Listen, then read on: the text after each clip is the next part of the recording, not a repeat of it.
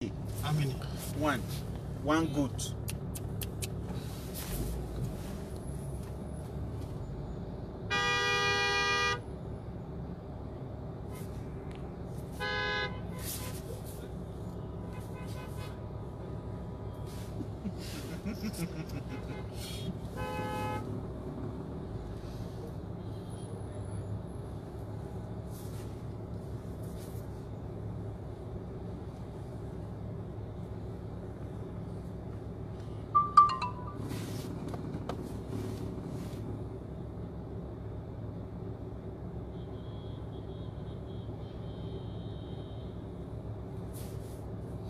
All right. Good evening, and happy Valentine to everyone. My name is Dele Ayimibo, and you're welcome to another edition of the Import Export platform on Facebook Live. Sunday Aliu, welcome. Good evening and happy Valentine. Ude Naemeka, good evening. Thank you very much for joining. We are back this evening to discuss again what we started. We are in part 7, and we started discussing A to Z of export business financing. A to Z of export business financing. We've done part 1 to part 2, part 3. This morning we did part 6, and this evening we'll be doing part 7. Raf Abiodun, thank you very much for joining.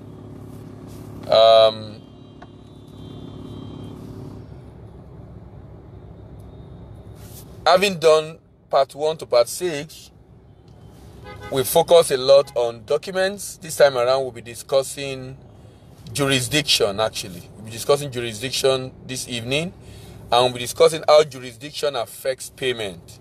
How jurisdiction affects payment. Remember, it's international trade, so you need to put not just your own country into consideration, you need to put the country of the buyer into consideration. And that's very important, because at the end of the day, if the country of the buyer is unsettled, that means your payment also can be affected. If the country of the buyer is unsettled, that means your payment can be affected. So we need to be sure of exactly what is happening in the buyer's country. We need to be sure of exactly what is happening in the buyer's country before we can go ahead to sign the contract or to get anyone to fund that transaction. Remember, one of the things we are trying to do is to get financier. Now, in getting financier, it can be a bank that is financing you, not just a bank financing. Individual also can be financing. Hi, said Okwesa, thank you very much for joining. Good evening and happy Valentine. It might be a bank that is financing. It might be an individual or a financial institution. The principle is the same. The principle is the same. Whoever it is that is financing wants to ensure that the money that is being put into this transaction also comes back. The money that is being put into this transaction also comes back. And that's very important. And that's why we are zooming our lens this evening on jurisdiction. And we are discussing how the jurisdiction of the buyer, that's the destination country, affects your payment. Now, there are a number of risks inherent in international trade. Some of these risks do not only have to do with the buyer or his business, but some of them also have to do with the peculiar challenges of the environment, the business environment and jurisdiction where the buyer's business is operating. What this means is that it's possible that the buyer's business is doing very well. It's possible that the buyer have enough cash flow, making profit. As a matter of fact, doing very well. But the buyer can still default on payment because of the environment where it operates. I'll repeat that again. It's possible you are dealing with a buyer with very fantastic credibility, very great financials, highly profitable, high level of integrity, A-rated companies, but they are still likely going to default on payment simply because of the environment where they operate. So we're talking about how the jurisdiction, the environment where the buyer is operating, how it affects payment. The jurisdiction where the buyer is located, where the buyer is operating from, affects payment. the jurisdiction where the buyer is operating from, where the buyer is based or located, affects payment. Some of these jurisdiction-specific risks could include economic risk, it could be political risk, it could be legal risk. Now, a risk affecting a particular location, a particular country, is called sovereign risk. A risk affecting a particular country, a particular location, is called sovereign risk. Sovereign risk is so important because it affects the country where the buyer is based. Sovereign risk is so important because it affects the country where the buyer is based. Now, even though the buyer is credible, even though the buyer have all it takes in terms of funding the transaction, the buyer can still default because of the country where it's located. Let me give you an example of Nigeria. You know, over a year now, Nigeria went into recession. About 2 years ago, Nigeria went into recession. Now, as we went into that recession as a country, importers in Nigeria who has billions of naira available in their account were unable to meet up with their payment obligation to their buyers abroad, simply to their sellers abroad, rather supplier abroad, simply because they are unable to purchase foreign exchange from CBN to be able to remit to the buyer. And that's just telling you how international trade operates. That the buyer can have all the money in local currency in this world to be able to fulfill his obligation, but will still be unable to fulfill his obligation to you simply because of the environment where it operates. Simply because of the business environment where it operates. Simply because of the country where it is based. So meaning, this issue now does not have to do with the buyer. The buyer is ready to pay. The buyer has all the local currency you can imagine, but will be unable to pay. So in that case, we have Nigerians who has billions of naira in the bank, but have to wait for months to be able to source for foreign exchange from CBN through their banks to be able to effect payment on their transaction. That is what we are talking about today. So we are saying, if you are going into export business, or you are trying to raise financing for your export, don't just think about yourself. The fact that, look, I'm a very credible person, I have integrity, I have willingness to pay, I have what it takes to pay, so I don't have any issue repaying this loan. Don't just think about the buyer. My buyer has character, my buyer has credibility, my buyer has good relationship, my buyer has been paying for many years now, my buyer has been consistent with payment, my buyer is willing and able to pay. Look beyond yourself as the exporter, look beyond the buyer you are dealing with, and look at the country where it operates. And look at the country where it operates. You know, I was in a training some times ago, and someone has a question in that training. They have an issue. You know the issue they had? That particular organization, financial institution, fund an export transaction. This good was exported to Greece at the time where Greece was in that messy financial crisis. They used a payment method that is unsecured, and the payment was tenured also. And they were unable, very, very much unable to get payment after many months. Why? Greece was in financial crisis. Greece was in financial crisis. Greece was in financial crisis, even though the buyer have what it takes to pay, but they cannot raise that money. The forex is not just available. The foreign exchange is not available to be able to effect that payment. So what am I trying to say? That you should not just think about yourself or think about the buyer.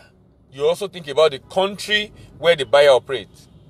Since this sovereign risk will affect payment due to the exporter, it is therefore very important for the exporter to investigate and confirm if there is a sovereign risk in the buyer's country and the level of threat that this poses on getting his payment when due. Remember, one of the things we've discussed, I think it was in part 1 of this series, that we talk about the fact that you need to ensure that you present a bankable business proposal, financing request to the bank.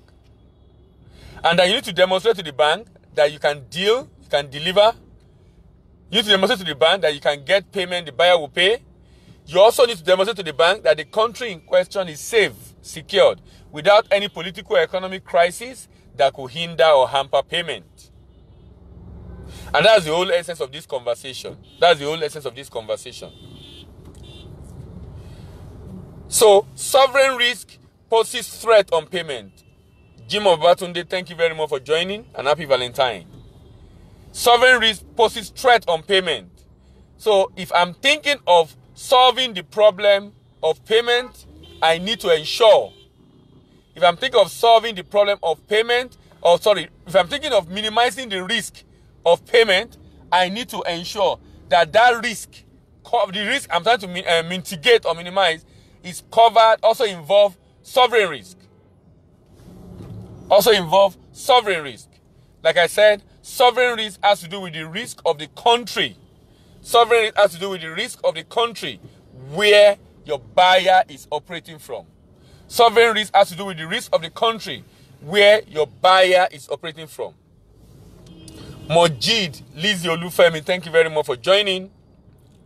Now, the reason this risk need to be understood is to be able to design mitigants to combat them. The very common mitigant that can be used to mitigate sovereign risk is called, now, having highlighted this risk for us to be able to know this risk exists, and the fact that we need to design a way to mitigate them, I will now be suggesting about 3 options or 3 ways that you can mitigate the sovereign risk when you are dealing with a trade transaction. One of the options is confirmed letter of credit. The second option is counter guarantee.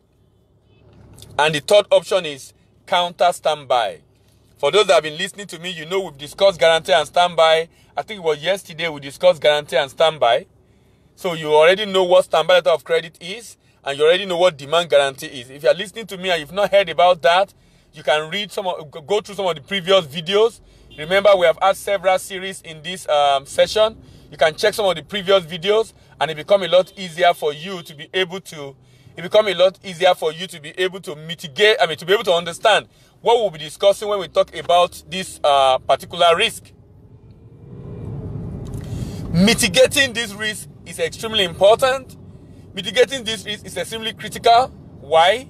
This risk is so important and so critical that at the end of the day, if you don't design a means or measure to mitigate it, it will be like you are walking yourself into the trap. You are walking yourself into the trap because the trap is there. You can see it right there in front of you. You can see it right there in front of you. What I mean is that, for example, you are shipping goods to a country that CNN have just reported is a financial crisis. You know what this is telling you? You need to know about the country where the good is going to. You need to know about the country where the good is going to. You need to know about the country where the good is going to. It's so important. It's so critical that you need to know about the country where the good is going to. Why? Because that could be the bane of that transaction. That could hinder the payment on that transaction. So that means I need to check from CNN, Al Jazeera, and any of these global media to be able to know this country in question. This country in question. Are they having any issue? Any financial crisis? For example, currently Venezuela is having their own issue. Some are having political crisis like Syria. So it could be political crisis, it could be economic crisis, but what is critical and important is the fact that political crisis and economic crisis could be a major issue, a major basis, a major reason why you are unable to get payment. Political issue and economic crisis could pose a major threat, a major reason, a major issue where you are unable to get payment on time and in time. And this is the reason why you must ensure that you check up to be sure of the status of the country in question. Check up to be sure of the status of the country in question before you go ahead and sign the contract. Because if you don't check I can assure you, the bank is going to check. No bank will deal on international trade transaction and will not check out the risk of dealing with the country where the good is going to be sure that when you do this shipment, they will get paid. So how then do we mitigate this risk? How then do we mitigate this risk? I talked about confirmed letter of credit. What is a confirmed letter of credit? In a confirmed letter of credit, a bank in another country, a country different from that of the buyer, is going to be giving me an undertaking to pay me. So, for example, I'm shipping my goods to Venezuela, currently having financial crisis. But a Citibank, an HSBC in the US, Stanchart in the US, is giving me undertaking. That means a bank in Venezuela issue that instrument to the US bank. The US bank then send that instrument to me in my bank in Nigeria. And that US bank is saying, when you ship the goods to Venezuela, I will pay you from the US. When you ship the goods to Venezuela, I will pay you from the US. When you ship the goods to Venezuela, I will pay you from the US. That concept is called confirmed letter of credit. A letter of credit I've defined before, I'll define again, is an undertaking of a bank. This time around is the buyer's bank giving assurance of payment to the seller when shipment is made and the documents are presented by the seller that conform to the terms and conditions of the letter of credit. For example, letter of credit can say shipment must be done on or before 30th of March 2019. And when payment is due, the document presented by the buyer will be checked by the seller, will be checked by the buyer's bank to be sure that condition has been met. So every condition that needs to be met, fulfilled rather, by the exporter to get payment will be done via document. Remember, I've talked about how critical and important document is in a letter of credit transaction, in international trade transaction generally. So it's very critical and very important that document presented conform to the terms and condition. Why? Remember, I said it in the morning, payment is going to be made before good is seen. The bank is going to rely solely on document. The bank is going to rely solely on document. The bank is going to rely solely on document. And on the basis of that alone, payment is going to be made in millions or probably billions of dollars. If that is going to happen, that document must be compliant. That document must be compliant. Compliant with what? Compliant with the terms and conditions stipulated in the letter of credit. So the concept of confirmed letter of credit allows another bank in another country to give additional undertaking. Otto Gabriel, thank you very much for joining. Good evening and happy Valentine.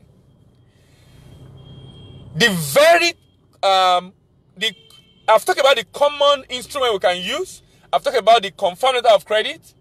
Then let's talk about the counter standby. Now, the principle I've just described for you in confirmed letter of credit is the same principle in counter standby and counter guarantee. In counter standby and counter guarantee, a bank in another country is giving undertaking to pay. So the principle basically is this. Instead of a bank in the seller's country giving undertaking to pay, that bank in the seller's country is going to engage another bank in another jurisdiction to effect payment. The confirmed letter of credit allows another bank in another country to give additional payment undertaking to give additional payment undertaking to the exporter. The counter standby and counter guarantee also enable a bank in the exporter's country to guarantee payment on the shipment. This bank in the exporter's country is going to engage another bank to guarantee payment. In fact, the beauty of counter guarantee and counter standby is the fact that counter guarantee and counter standby can actually allow a bank in Nigeria to pay you, not even in the US. The bank in Venezuela is going to issue a counter standby and counter guarantee to a bank in Nigeria. On the strength of that counter standby and counter guarantee, a bank in Nigeria will pay the exporter. So it won't even depend on the bank in another country outside your own country. It can be a bank in Nigeria. Right here in Nigeria, we pay. What is this saying? By getting another bank in another country to effect that payment, you have successfully hedged against sovereign risk. And that's exactly what we're talking about. You have successfully hedged against sovereign risk. So please, when you are going into an international trade transaction, always remember, apart from the risk